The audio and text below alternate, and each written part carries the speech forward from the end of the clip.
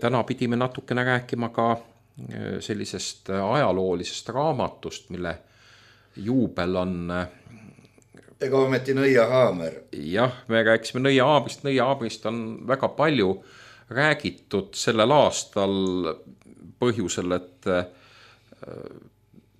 trükk anti välja 1487. Ja me oleme kaasaja maailmas olukorras, kus tegelikult käib nõiajaht. Käib küll.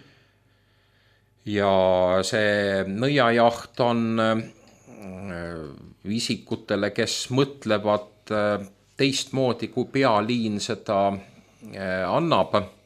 Kui nõukogude ajal olid asjad, mida pidi uskuma, kommunism, plaanimajandus, kommunism kujutas endast ideoloogiat, siis kaasaegne poliitkorrektsus pigem joonistub välja teemadega, mida ei tohi öelda, mida ei tohi uskuda. Vene-vastane hüsteeria, mis on Ameerika Ühendriikides, Euroopa Liidus praegu, kui sa tahad ametikohalt lahti saada, siis maini, et sa loed Sputnikut oma Facebookis, pane lingid RT-le, vaata, mis varsti juhtub. Sa võid meie poliitilisel maastikul olla keeva sõnaline opositsionäär. Rääkida homode, liberaalide, migrantide vastu, see kõik on lubatud, isegi tervitatav. Eesti riik praegu on välja kujundanud kontrollitud opositsiooni. Jah, tundub küll. Ja kontrollitud opositsioon tähendab seda, et tegemist on just nagu näiliselt opositsiooniga.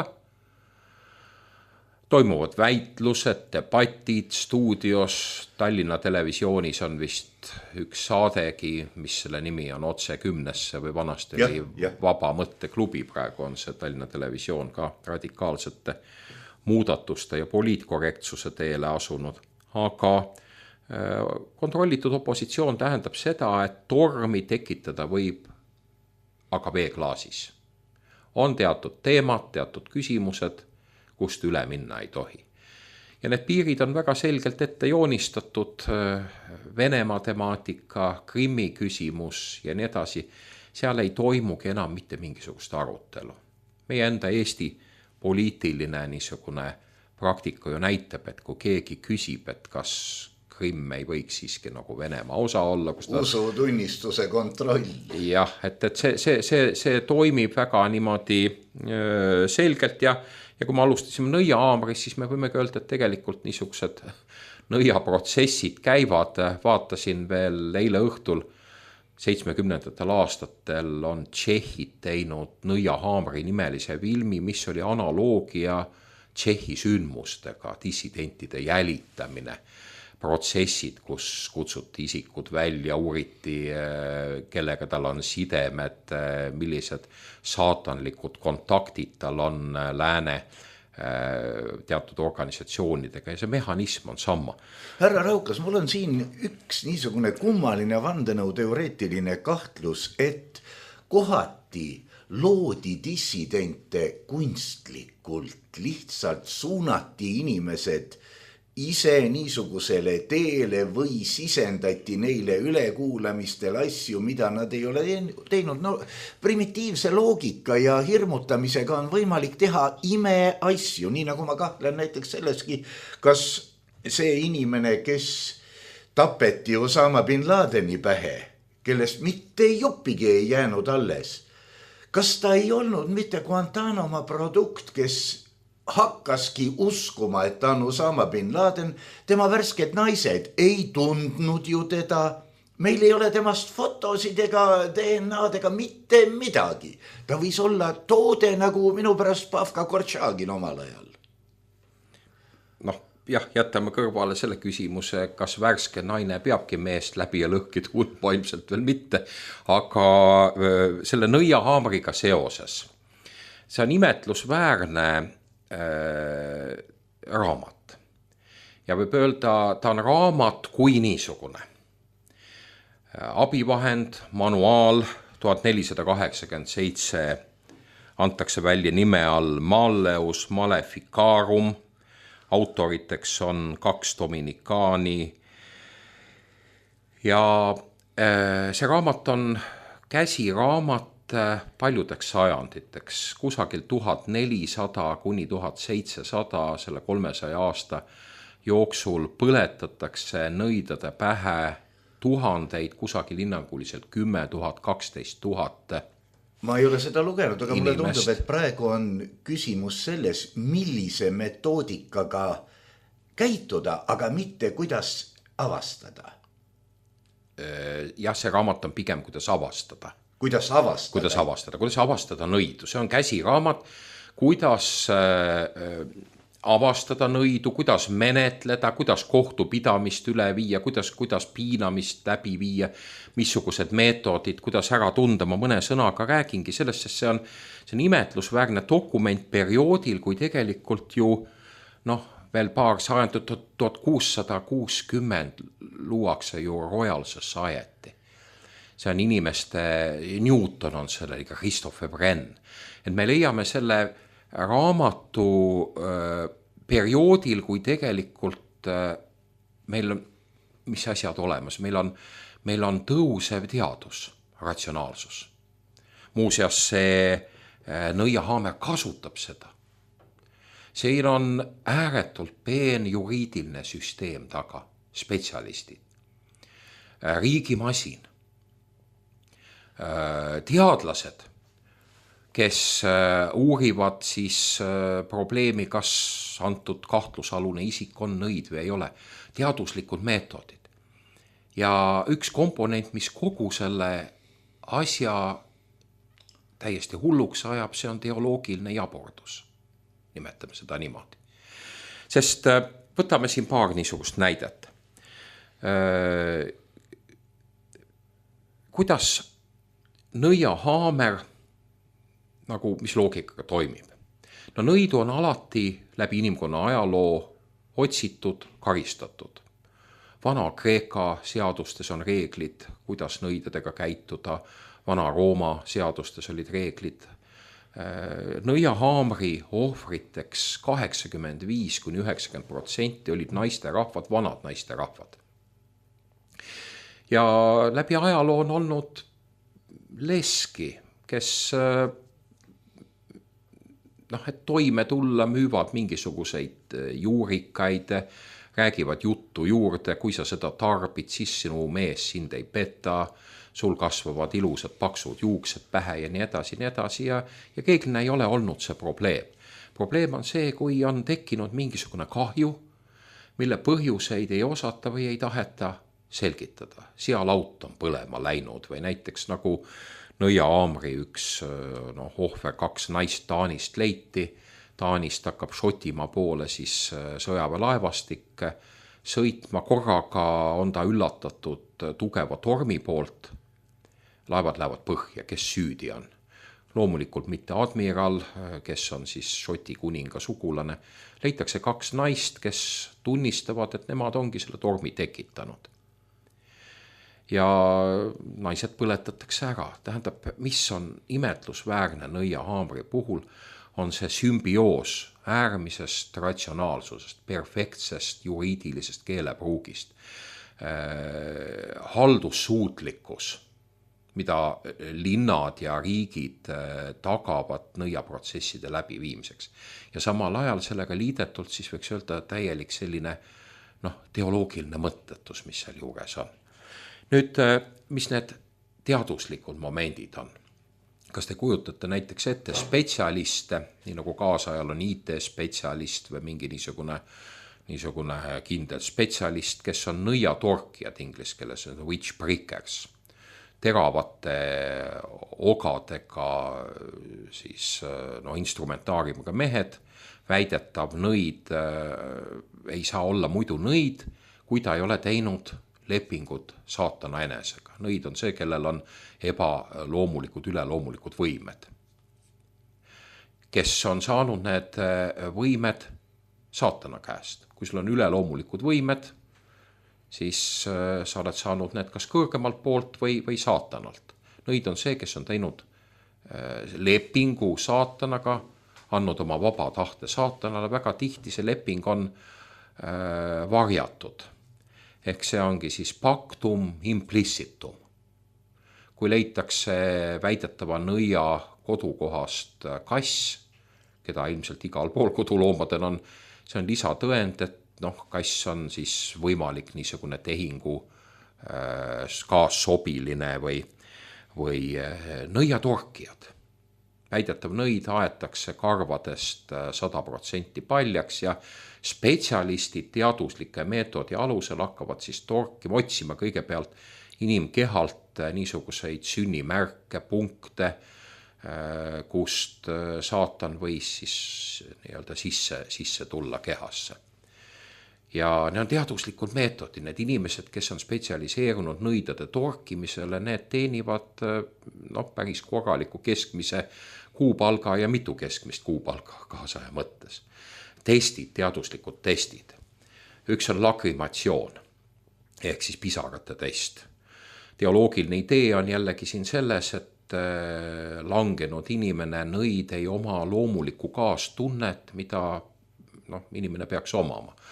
Lakrimatsioonitest näeb välja niimoodi, et loetakse siis väidetavale nõiale ette mingisugust kohta evangeeliumist, näiteks Kristuse risti löömine, kuidas neitsi Maaria risti all ahastab ja siis vaadatakse väidetavale nõiale tungivalt otsa ja öeldakse, nüüd sa nutad. Ja kui ei ole pisaraid või kui ta ei nuta õiget moodi, kuningas James hoiatab ka nõidade leidjaid krokodillipisarate eest, siis see on lisakinnitus sellele, et meil võib olla tegemist nõiaga. Juba tollel ajal arstiteadlased hoiatasid ja ütlesid, et kuulge, et enamiku väidetavatest nõidadest moodustavad vanemas eas naisterahvad, aga nende organismi võime pisaraid tekitada ongi juba puudulik. Samamoodi vanematel naisterahvastel luustik muutub hõredamaks. Ehk siis kolmas populaarne test, mida rakendati, seisnes siis, see oli veetest, seisnes siis selles, et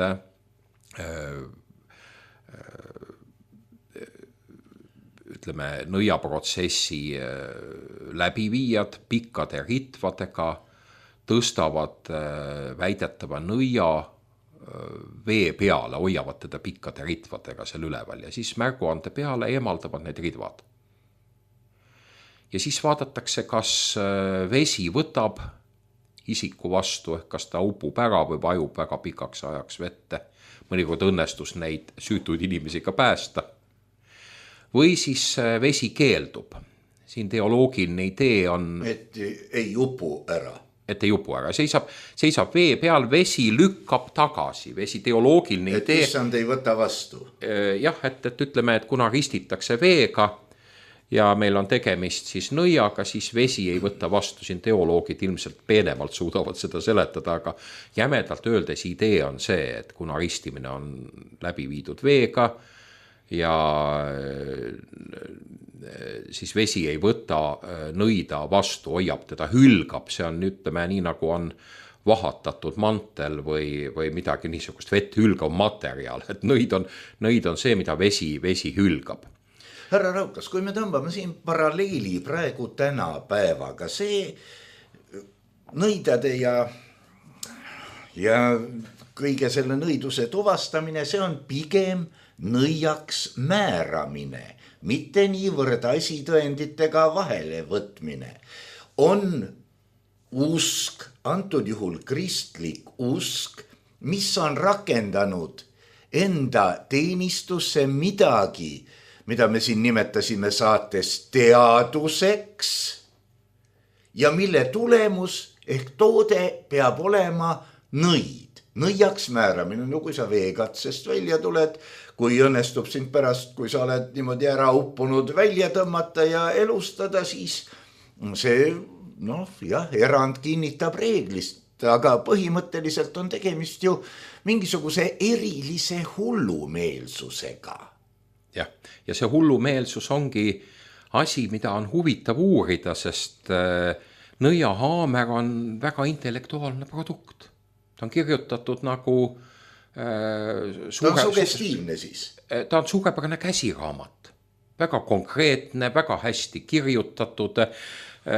Selle raamatu kirjutamisel on rakendatud loogikat, selget mõistust, lühikesed laused, et kui me võrdleme nõiaraamatut väga paljude teiste juhendmaterjalidega, Nõiahaamer on suurepärane kirjutis. Võib-olla ta on ilukirjandus hoopis ja mingisugused erilised hullukesed hakkasid seda praktikas rakendama. Me ju teame Jaan Tatika näitel, mismoodi lendama taheti hakata ja...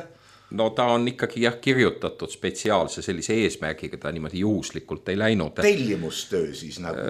Ta oli tellimustöö ja ta on ka osaliselt ühe autori katse õigustada, vabaneda kahtlustest. Tegemist oli siis nõiaprotsesside läbiviijaga, kellel väidetavalt olevat tekkinud väga tugev seksuaalne seotus ühe naisterahvaga, kes siis nõiaprotsessi nagu kahtlusaluseks oli sattunud. Et siin hilisemas kirjanduses on püütud siis leida niisuguseid kaasaega huvitavad sellised seksuaalsed motiivid. Ta siis varas sinna oma kogemused ja oma ihad ja fantaasia. Mitte ainult, see kogemus ei olnud väga, väga suur, see oli konstrueeritud, see on nii, nagu me teeme teatud käsiraamatu. Ja sinna... nagu euronorme tehakse kuskil kabinetis ja siis minge ja rakendage. Jah, kogemus on kindlasti selles mõttes, et sinna pandi meeletu teoloogiline teadmine, sinna panti loogikaalane teadmine. Sinna panti see, mida teadus, eksperimentaalteadus, nõidu torgitakse. Tuletab meelde, et Francis Bacon ja nad ju kõik apelleerivad eksperimendile, eks ole. Et sõnalisest niisugusest vestlusest ei aita, et sa pead toime panema eksperimente, veeeksperimente, kas nõid upub ära või ei upu ära, lakrimatsioon. Et me näeme tegelikult nõiahaamri ja selle rakendamise praktikas uusimaid teaduslikke meetodeid. Ainult, et seal on üks komponent juures. Loogikale lisaks, briljantsele jurisprudentsile lisaks haldussuutlikkusele ja see on teoloogiline eelarvamus. Ja me näemegi seda mustrit, et kui kõik teised komponendid on õiged kokteilis ja üks komponent on veider, siis see paneb kogu selle asja tegelikult pöördesse, see paneb selle asja kõik käärima. Ja kui me terve mõistusega mõtleme, võib-olla on nõidu olemas, võib-olla ei ole, jätame selle küsimuse kõrvale, kui nõiad on olemas, nad vääriks oma tegevusest karistust ja nii edasi.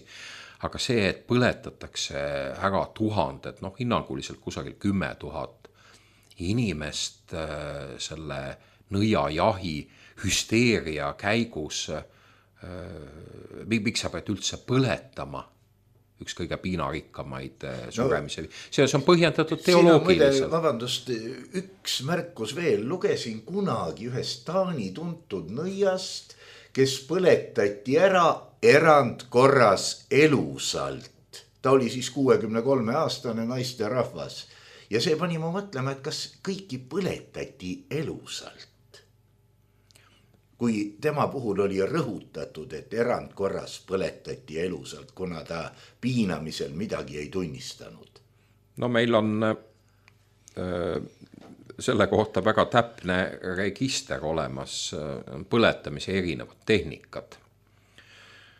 Ja võib-olla Nõmme raadio kuulajad natukene isegi harida selles valdkonnas, miks mitte. Kaasajal ju grillimeistrid räägivad pikalt, kuidas nad Ameerika searibi kõige paremini teevad ja missuguste nende ürtidega vahepeal pinseldavad. Laias laastus. Inimese põletamine on üks kõige valulikumaid, üldjuhul kõige piinavamaid suremise viise.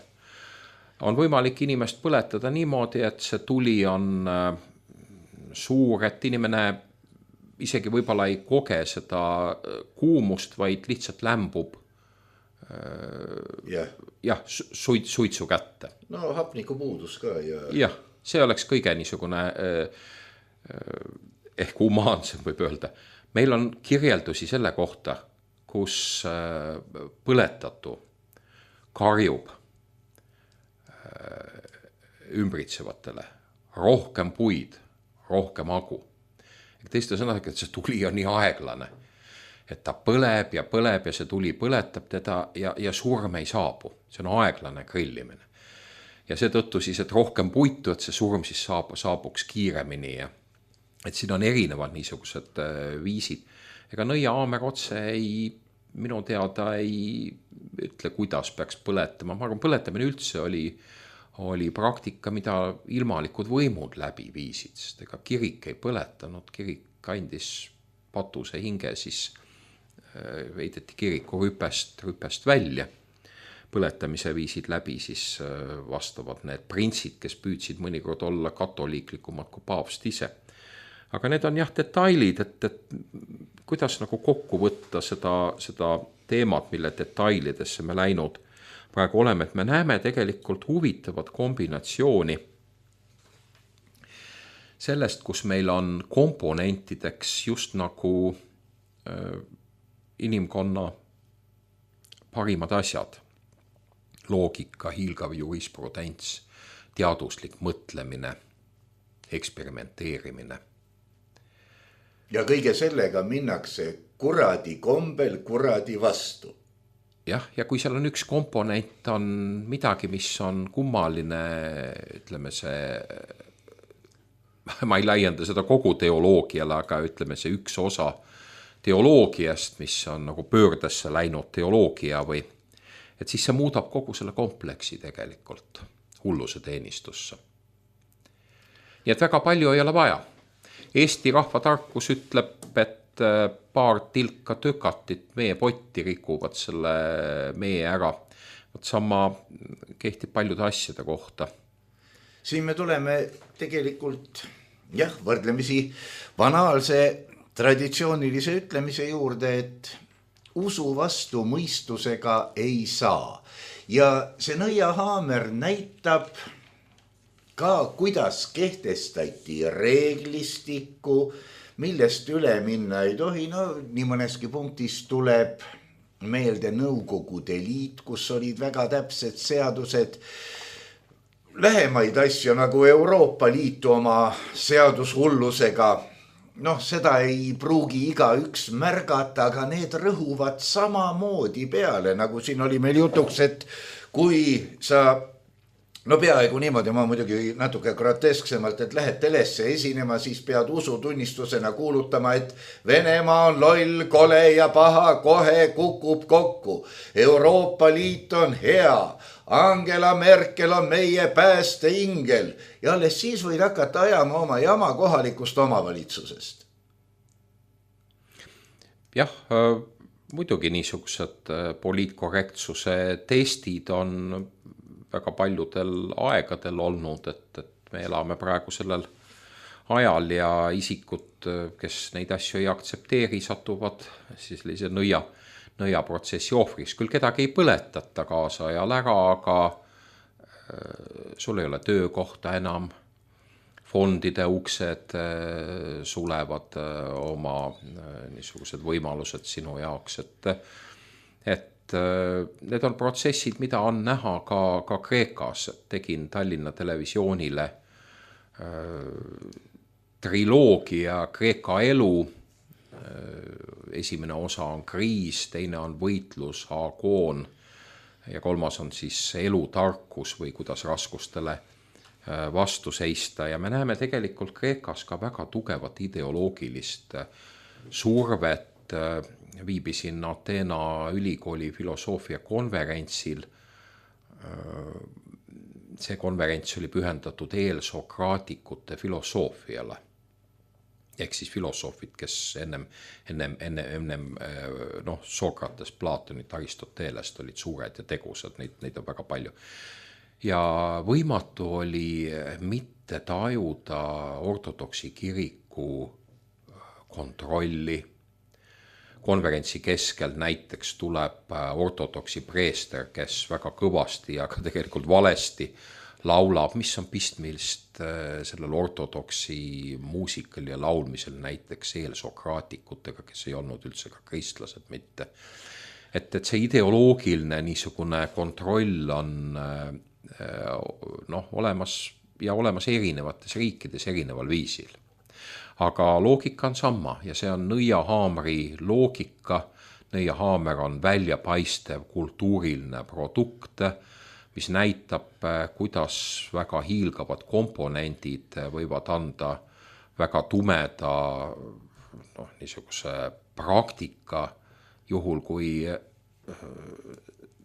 nad ei kooskõlasta oma vahel või kui seal mõni asi on vale, antud juhul siis see teoloogiline eelarvamus. Sul võivad kõik muud asjad olla väga head. Siin oli veel üks konverents, Tallinna Televisioonis see 3. osa vist triloogiast eetrisse ei läinudki, aga üks teine konverents, kus Tapa erikoolist oli natukene juttu, oli ka hiljuti, ma panin selle pisikese klipikese Nõmme Raadio Facebooki lehele ja seda on üle 7500 korra juba vaadatud, kirutud, vannutud, kiidetud, õhatud niipidi, naapidi.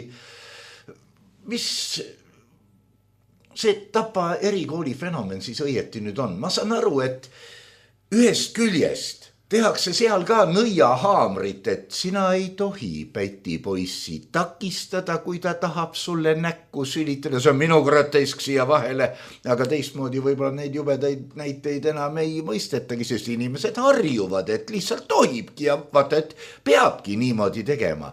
Mis toimub? Ja miks see 3.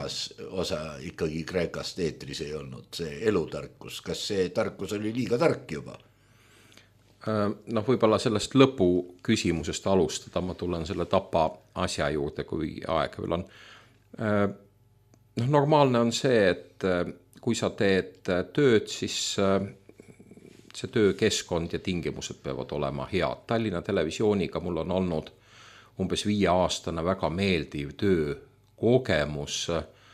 Ma olen tootnud 11 telesaadet, 2 hooaega Kordionisõlmest, viimane Vangeelise muusikast, 3 saadet ja nüüd telliti Tallinna Televisiooni uue juhi Revo Raudsalu poolt mul ka Kreeka elu triloogia. Pagulased, kriis, vastupanu ja elutarkus.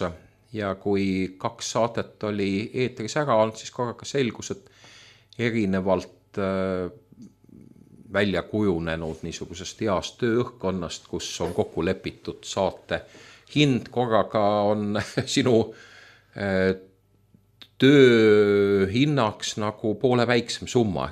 On inimesed, kellega kokkulepped ei kehti enam kindlad. Mehe sõna on üldse atavism. Need saated on tehtud kõik Kreekas koha peal oma töövahenditega. Need on pooletunnised umbes või nii. Kolmveerand tundi dokumentaalfilmi. Ma kujutan ette, et selleks on fondidest ette nähtud toetust 50, 60, 70 ja kui on eriti košer, siis 100 000 või veel enamgi. Ma saan aru, et niisugused summad käivad televisioonile lihtsalt üle jõu. Kui me niisugustest summadest räägiksime, summad, millest me tegelikult räägime, on televisiooniti on erinevad, kui me vaatame siin ETV ja reisusaated ja seal on näha, et tiim sõidab, lennupiletid võib-olla on mingi firma maksnud, aga juba koha peal operaator, montaaž, kaameramees, saatejuht või juhid, et see on ikkagi tuhanded eurod maksev selline asi. Ikka paneme 5-kohalised. Jah, Tallinna Televisiooni summad on märksa väiksemad olnud, aga nad on olnud Toomas Lepaaeg ikkagi summad, mis ei riiva inimese väärikust. Ja kui sa lepid kokku summa, millega sa oled teinud tavaliselt tööd ja head tööd, tagasiside on olnud hea, ja sulle korraga öeldakse, et see kokkulepe ei kehti, mis me oleme rääkinud, ja sulle näiteks pakutakse pooletunnise dokumentaalfilmi sisutiheda Kreekas tehtud dokumentaalfilmi eest 375 eurot bruto.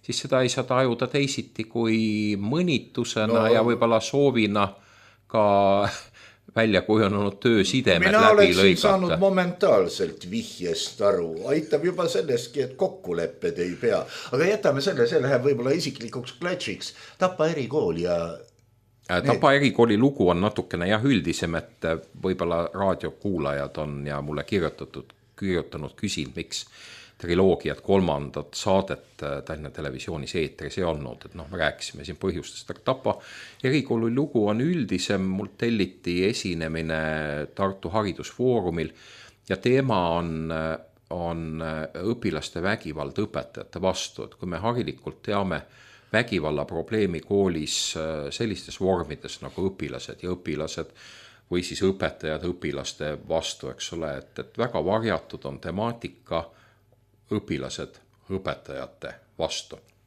No see on nagu korruptsiooni uurimine, meil tehakse ka konverentse tihti peale korruptsioonist ja kõik võtavad sõna ja kõik noogutavad, ainult et meil korruptsiooni praktiliselt ei ole ettevõtluses. Ja aastaid tagasi ma alustasin, üks asi, millega ma tegelesin, oli ka äkkrünnaku koolitused haridusasutustes, ülikoolides, ministeeriumides, sadu ja sadu teinud ka koolides, et ma tean, mis Eestimaa kool oli ja peale koolitust, umbes 2-tunnilist koolitust, väga paljud õpetajad tulid minu juurde sooviga rääkida kaamerasse mulle oma lugu. Ja olin hakanud juba tegema saateid, dokumentaalfilme, pisike kaamera oli alati kaasas ja õpetajad rääkisid lugusid. Ja need lood olid, mis mul kogunenud on, need on kohati kaunis õõvastavad, eriti Viljandi sündmuse taustal. Viljandis ju õpilane ja 6 kuuli lasi välja, 3 nendest tabasid õpetaja tapeti ära. Me ei saa öelda, et tegemist on kiusamisega, et õpilane kiusas õpetaja surnuks, lasi 6 kuuli, see on ikkagi tapmine, see on mõrv, nimetame asja õige nimega.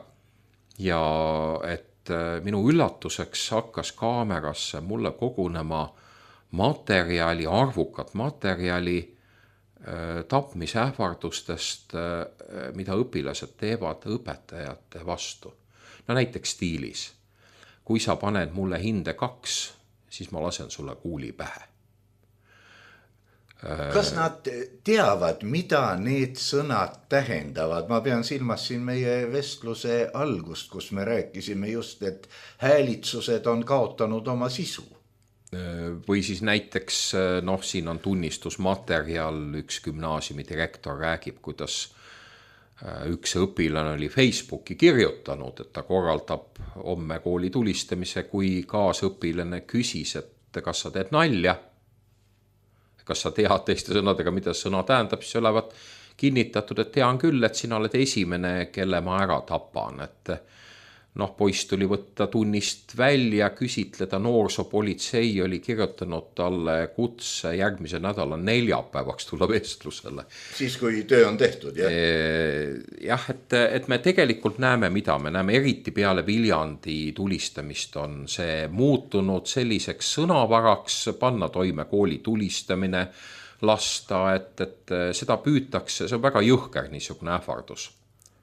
Viljandi tapmine on ju toimunud. Ja seda püütakse kuidagi niimoodi näidata leebemalt, sest Eesti on väliste näitajate poolest väga hästi positsioneerinud ennast, PISA tulemused. Ja kuidas saab olla, et õpilased siis niisugust vägivalda õpetajate suhtes verbaalselt, füüsilist rakendavad. Seda ei ole, nagu haridusministeeriumis öeldi, et seda ei ole. Ja minu ettekanne Tartu Haridusfoorumil ja see väike lisamaterjal Tapa erikooli kohta, kus Tapa erikooli õpetaja rääkis, mismoodi haridusministeerium tegelikult ka survestab kooli, et praegu pedagoogid on just nagu asetatud kruustangide vahele, ühest küljest on siis vägivaldne jälle nõiahaamer, ja õpetaja, teiselt poolt on ka haridusministeerium, kes ütleb, kui teil on probleemid, siis need tulenevad teie pedagoogilisest suutmatusest. Ka politsei ei taha väga tegeleda asjaga, ei ole riigi mainele hea, kui niisugused asjad nagu levivad. Et seda püütakse kanaliseerida lihtsalt kiusamise või niisuguse ebasobiva nalja tegemisele. Tegelikult on probleem märksa tõsisem, et see oligi selle ettekande sisu. ja ettekande esimeses osas joonistasin välja ka skeemi, mis üldse vägivald kui niisugune on, väga tihti me ei tea, tuleb hoida sidet klassikalise arusaamaga, klassikalise arusaama järgi voorus on keskpunkt äärmuste vahel. Ehk haridusprotsessis ja mitte ainult agoon, võitlus, heitlus, konkurents on see, mis on eluterve kasvatuse alus, sa ei saa suhkruvatis karaktereid lihvida. Aga selle keskpunkti äärmused on ühest küljest äärmine alla heidetus või heitlikkus ja teisest küljest on vägivald ja vägivaldsus. Ja agoon, kus tuleneb ka olümpiaki agoones, aga olümpiamängud ja niisugune klassikalise Helleeni võistlemine, eluterve konkurents, et see on ideaal. Ja kui me teame ideaali, siis me oskame ka reageerida niisugustele ettepanekutele, et õpilaste hindeid ei tohi avalikult välja öelda, sest keegi võib solvuda ja parem üldse mitte hindeid panna, eks ole. Et me ei tea, kui me ei tunne, see sama idee, millest me alguses rääkisime, me elame barbaarsel ajal ja barbaarsuse tunnus on see, me ei tunne klassikalist kultuuri. Klassikaline kultuur ei ole lihtsalt muuseumi objekt. Ta ei ole midagi niisugust, mida sa võid minna, uurid, mis võib huvitav olla. Klassikaline kultuur on see elav ferment, mis asetab asjad õigesse suhtesse, õigesse tasakaalu, õigesse proportsiooni. Klassikaline kultuur on suur inimkogemus. Ja kui me seda eirame, siis me lõikame vabatahtlikult ennast lahti sellest, mis on meie inimeseks olemise nagu baas. Kreekakeelne sõna muuseas antropos, inimene, sellest tuleb sõnaga antropoloogia. Antropos algselt tähendas pilku ülesse, teed ülesse, ka mehist ilmet. Olla inimene tähendab olla isik, kes liigub ülespoole, vaatab ülespoole. Omab teatud niisuguseid mehisus, mitte mehelikkus on mehe omadus, aga mehisus. See on meelekindlus siis. Ja mida ka naisterahvas võib omada, antiiktragöödiate suured kangelannad on naised ja et kui sa tead sõnade algtähendusi, siis sa ka tead, mida tähendab olla inimene ja ka kuidas olla inimene. Ja kaasaja haridussüsteemis, kaasaja poliitilises elukorralduses me näeme barbaarsuse peale tungi, et kui meie kogu selline tänane saade on olnud märksõnaga barbaarsus, barbar, siis ei piisa lihtsalt, et sul komponendid on kohati head, nagu nõiaambri puhul, piisab barbaarsuse ühest tilgast ja terve meie pott on rikutud ja kaasajal neid tilku me näeme väga palju. Kokkuvõtteks võib-olla veel üks küsimus. Klassikaline kultuur, see oli enne kristlust. Ka peale kristlust natukene aega. Jah, aga ma pean silmas seda, et korraga tulid teised jõud, olgu siis roomlased või kristlased ja nad ei tahtnudki sealt midagi üle võtta, nad tulid oma teist tüüpi jõuga, mille tulemus on siis täna see barbaarsus, mis oli saate märksõna. Vaadake, jah, see ongi nii. Barbarid, kes liikusid lainetena Rooma piiride poole, mis oli nende eesmärk? Hävitada, põletada, jah, võib-olla ka, aga nende peamine eesmärk oli saada osa sellest hüvest, mida Rooma impeerium pakub. Kujutage ette kõik need Rooma termid, kõik see elukorraldus, elukvaliteet. See on midagi niisugust, mida me näeme praegu nende migrantide puhul, kes tormavad vanadesse Saksa linnadesse, see on elukvaliteet ja Rooma impeeriumis oli väga kõrge elukvaliteet. Ja püüti sellest osa saada, kes ei tahtnud klassikalisest kultuurist osa saada, on nüüd see uus ideoloogia, mida me kristluse näol tunneme. Ja varajased kirikuisad, kes vastandavad siis klassikalist kultuuri ja kristlust, neil on täielik õigus, küsimus, mis on ühist Ateena ja Jeruusalemma vahel. Nad ütlevad mitte midagi. Neil on tuliselt õigus.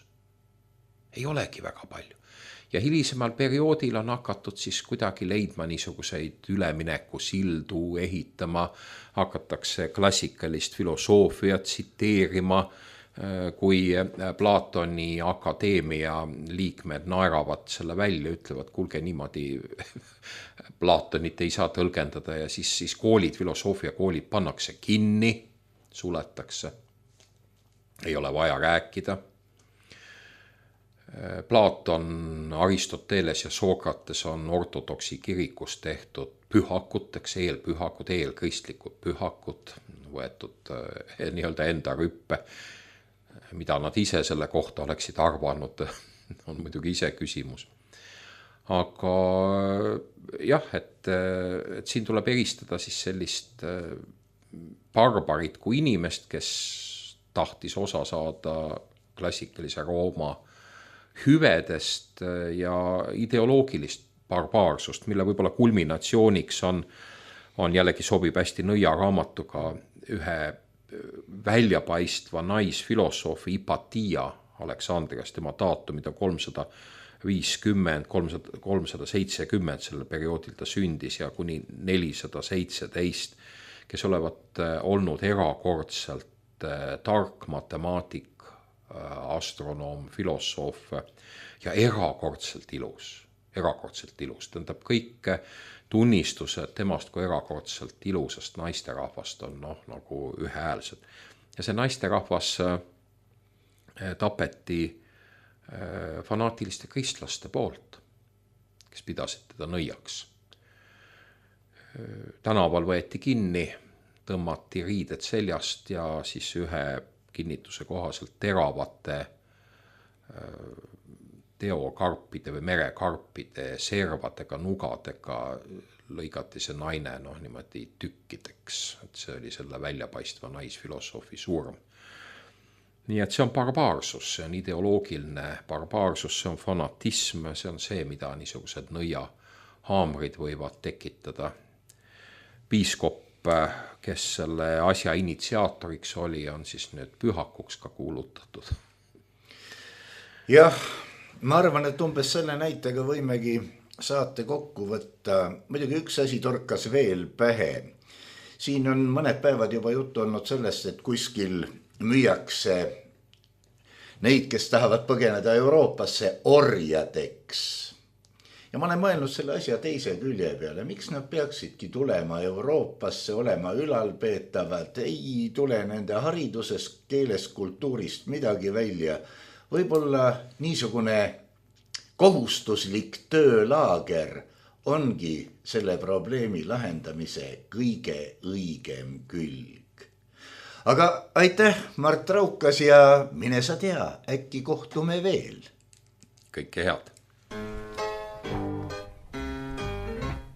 Kindel. Täitsa kindel. On see kindel. Täitsa kindel. Nii kindel kui üks koklalas. See ikka ujub pinnale. Mis see ujub pinnale? Pask, pask, pask, roosid.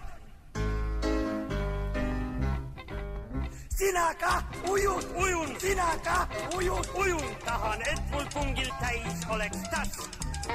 Küllap saadki. Ja saangi. Küllap saadki. Ja saangi. Vana pask. Pask, pask, roosid.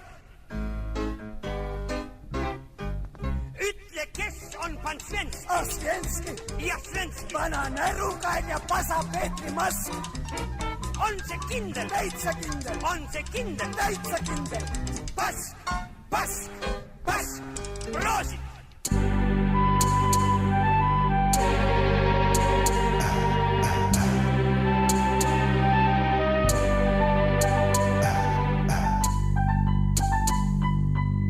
Saade on salvestatud 2017. aastal.